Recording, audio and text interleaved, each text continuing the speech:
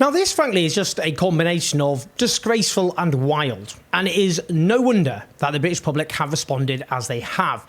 Now, I've got my own history with the subject of this video, who is Ed Balls. That's related to Israel's genocide in Gaza. I'll show you that later on.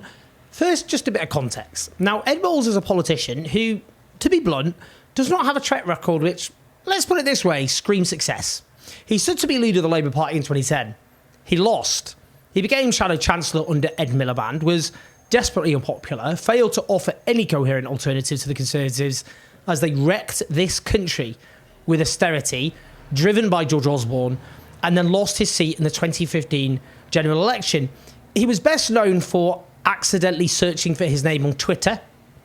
He then reinvented himself as a reality TV star on Strictly Come Dancing and rode the wave of that fame to become a regular presenter on ITV's Good Morning Britain.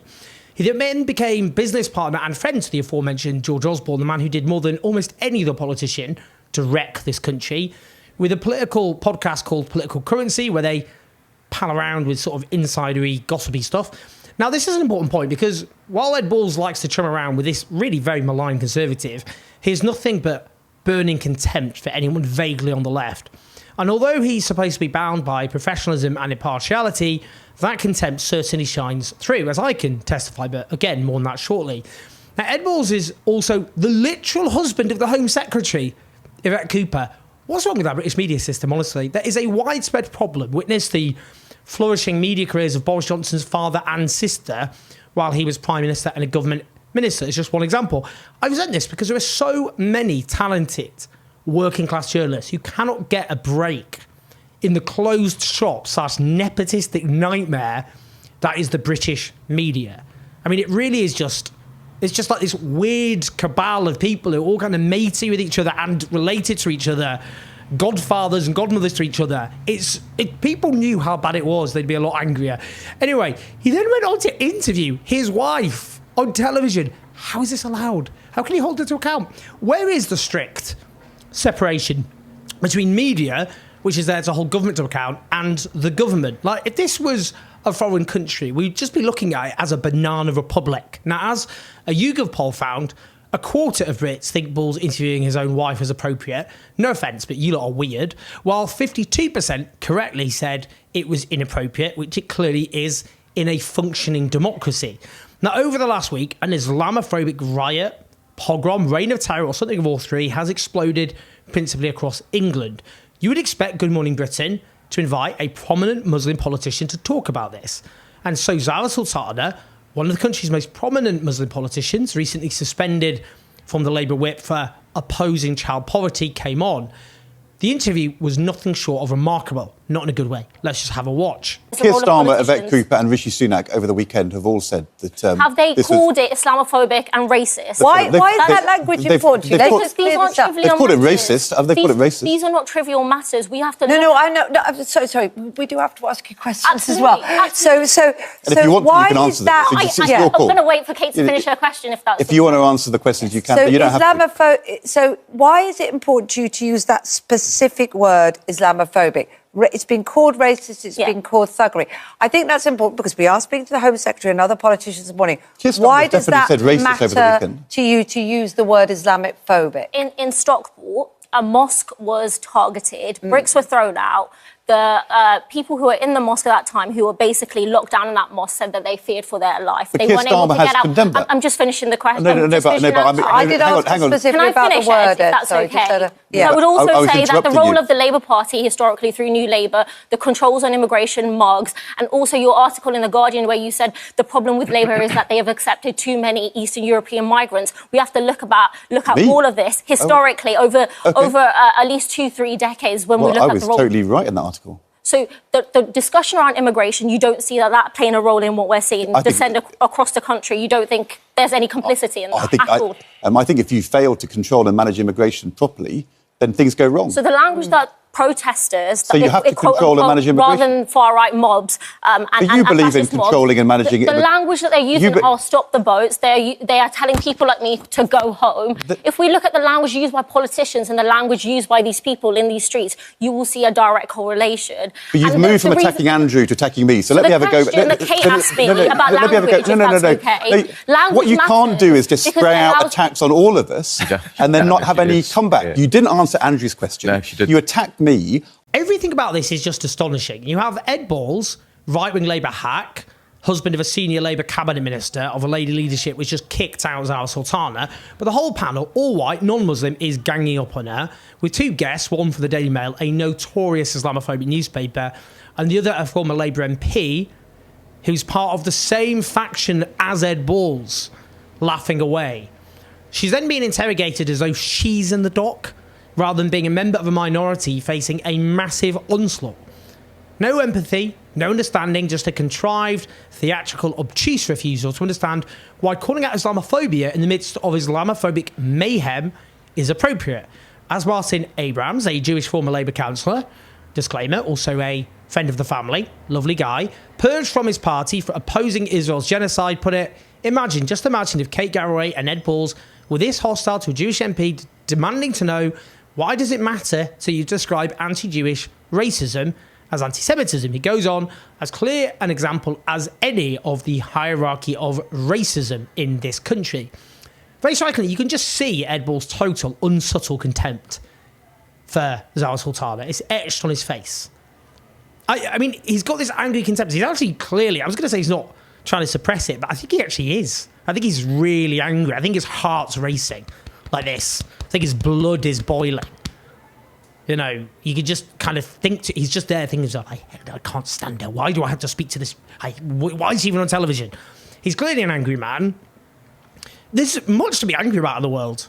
I just don't think being angry at a young Muslim woman of colour going on television during an Islamophobic pogrom, not sure where that anger should be directed at the moment. Now, he's there angrily defending his wife, which would be fine if he wasn't a TV presenter and his wife wasn't a senior government minister. Now, you can see why one trade union leader once said of Ed Balls that he could give an aspirin a headache. There's a few things at play here: contempt for her as a Muslim woman of colour and factionalism. And that combination has been on full ugly display under Starmerism.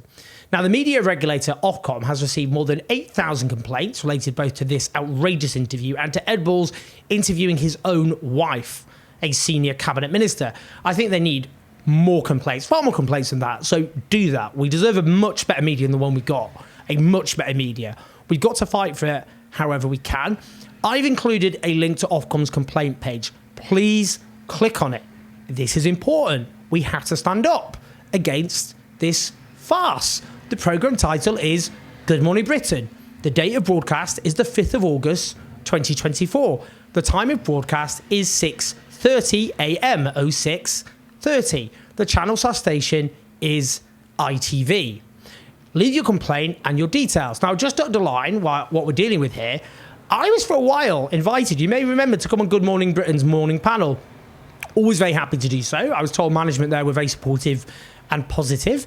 Now, in general, I would say that ever since Israel's genocide began, I've been invited on TV much less, in line with a general attempt to silence those of us who spoke out from the start, even though we have been vindicated utterly. Not slightly, not mostly, but completely, in the most hideous way possible. And that's what's so horrible about it. It's not like you can go, look at us, we got it all right. Being right about genocide, not a good place to be in. Let's just be honest about it.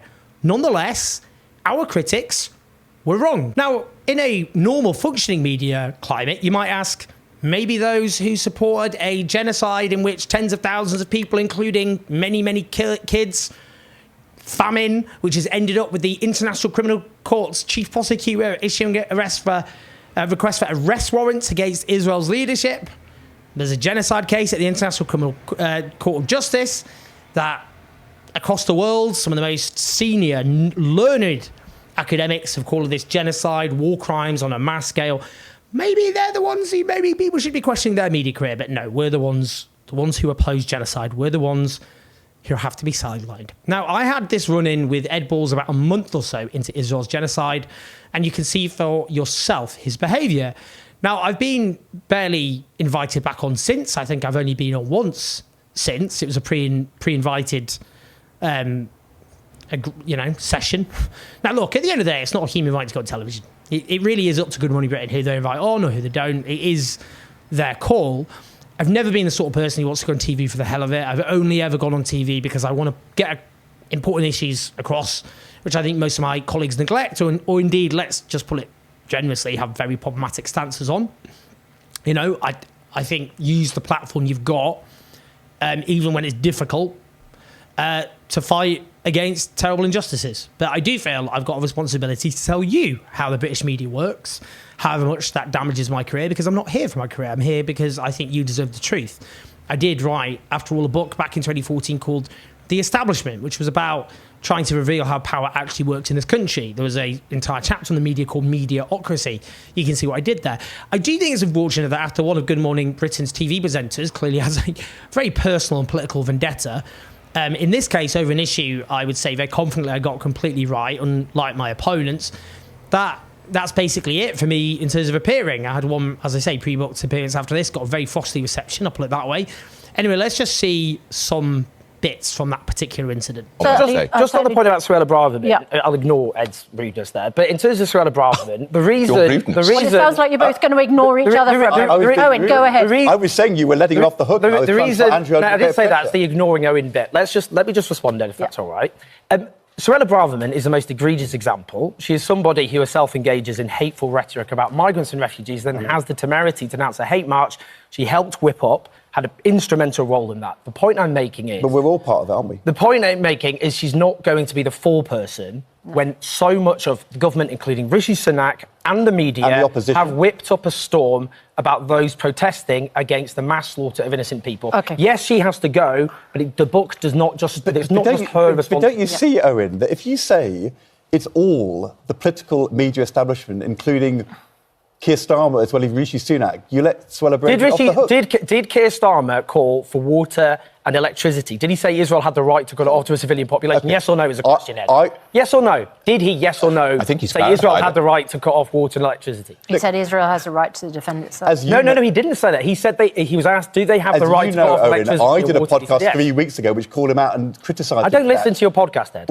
Okay. Well done. It's called Political Currency, and you should, because you're I don't want to watch you giggling with George Osborne about the architect of austerity. I don't want to do that. The point is, better things to do with my life. The thing I'm saying to you, look, I've got to put up with having to talk to you this morning. I mean, we're all suffering, Ed. They've ignored me. There's no love lost here at all. If you say it is Keir Starmer and Rishi Sunak and the whole media establishment, including me and Susanna, then you let the Home Secretary off the hook. I didn't talk about you two. I said, I'm in the media too, so how would that make it? But you're talking about the cosy loving that goes on. I said ridiculous words like the media establishment. I said the vast majority of the media is supporting what Israel is doing and refusing to call out war crimes. That's a fact. If you don't like it, it's a fact. Yeah, can we put some of these points to the Shadow Health Secretary we're streeting, who is waiting very patiently? So intellectually second-rate.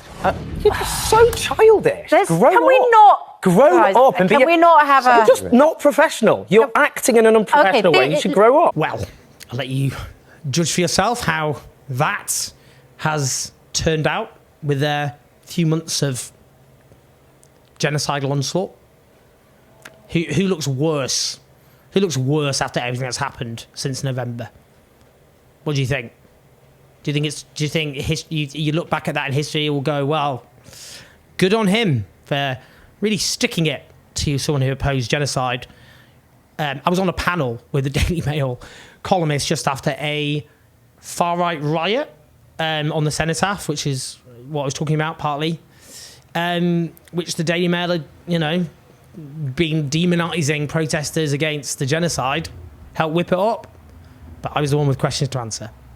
Now, let's just hear Ed Balls talking about me with George Osborne, the Conservative politician who did more than anyone, I would say, to wreck this country. I mean, Owen Jones, the sort of, the the former Labour Party member who's now urging people to vote for anybody other than Labour. You're a big fan of Owen Jones, I've picked up on our podcast. Puts out on Twitter, people should see Ed's got thunderous face. So this really says it all. Ed Balls palling around with the most ruinous, obnoxious Conservative politician, for my money, of the last 14 years, who wrecked the social fabric of this nation. One recent study suggested that his austerity is linked to 190,000 excess deaths in this country. But clearly, as Osborne reveals there, Ed Balls finds me a democratic socialist who believes in terrible, outrageous things like public investment, taxing the rich, public ownership, workers' rights, taking on the climate emergency, taking on racism, and yes, opposing genocide. He finds me utterly intolerable. And he clearly feels the same about Zarah Sultana. That's his call. We all have people we struggle with. He clearly politically, and people go, oh, what about you? I mean, you can see, I've got lots of examples of me interviewing people I strongly disagree with, where I don't just have this kind of spiteful posture. You can look them up online. I mean, I go to Conservative Party conference. That's not how I behave. Why is he in that job? He's just not professional, impartial. Now, I would point out to the media that the elections did show a huge number of people who are angry with Labour from the left. And the lack of enthusiasm for Starmer's was shown by Starmer's party getting a third of the vote on the lowest turnout in British democratic history, meaning a lower share of the vote by a long way than under Jeremy Corbyn in 2017, a similar share as 2019, and fewer votes than in both cases. Yes, the electoral system means he got a landslide. But from Good Morning Britain's perspective, it's not about surely how the electoral system works in terms of where their viewers are at. The viewers either have enthusiasm for the Labour Party or they don't. And I think those statistics speak for itself. And there's also polling showing a significant number, even of Labour voters, have, let's put it generously, a lack of enthusiasm for Starmer. So if the media wants to show contempt for those people, not least given Starmer's polling is already sliding, and there's so many younger people and people of colour and British Muslims for a start who clearly do want an actual genuine alternative to Tories, well, their loss is our gain, let's put it that way. But the treatment of Zarah Sultana was a disgrace. A combination of factualism and contempt for a Muslim woman of colour at the very moment when Muslim people in this country need solidarity and need to be listened to. And that is a disgrace, and that's why you should all complain about it. So now, please go and do that. Please like and subscribe. Do leave your comments, do leave your thoughts. Help us keep the show on the road at patreon.com/listen to the podcast. I'll speak to you soon.